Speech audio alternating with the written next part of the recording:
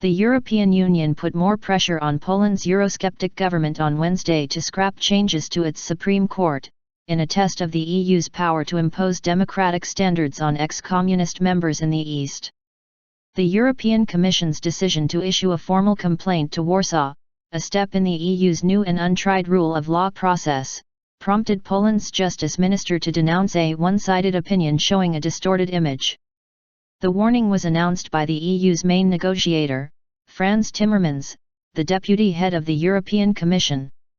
It comes after months of fruitless diplomacy since Poland's Law and Justice (PiS) party won elections in October and imposed changes on the Constitutional Court and the Polish public broadcaster.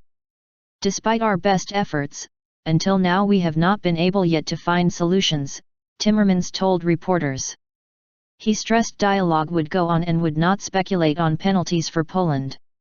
It is by far the biggest of the former Soviet satellites that joined the EU a decade ago and a powerful player in the 28-nation bloc, which is bracing for upheaval if Britain votes to leave in a referendum this month.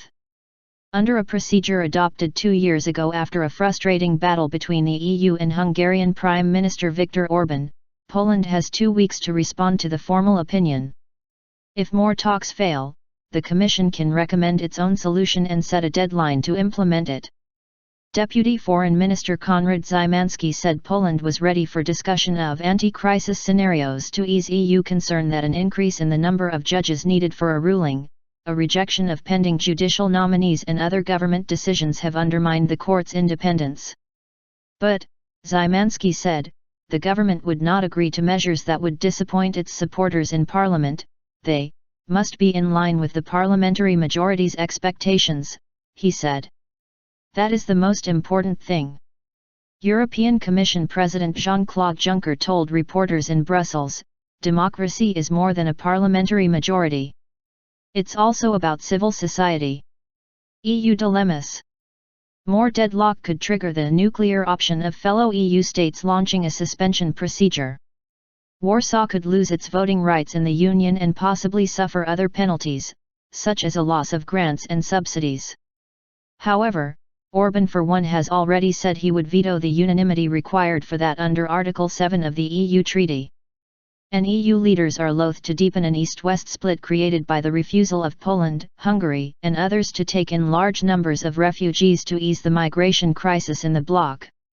That may leave the EU again assailed by rights activists, who complain that it has failed to uphold aspects of European democratic values, and at the same criticized by increasingly vocal eurosceptic movements for meddling in national affairs.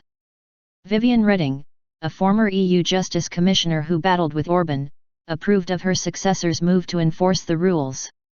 All states had signed treaties whose fundamental values were indivisible, she said. When one member state disrespects them, this concerns us all, she told Reuters.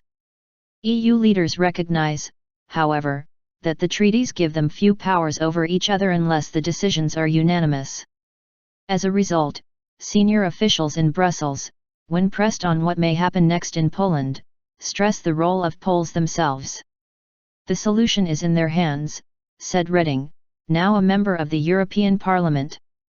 The solution is in Poland.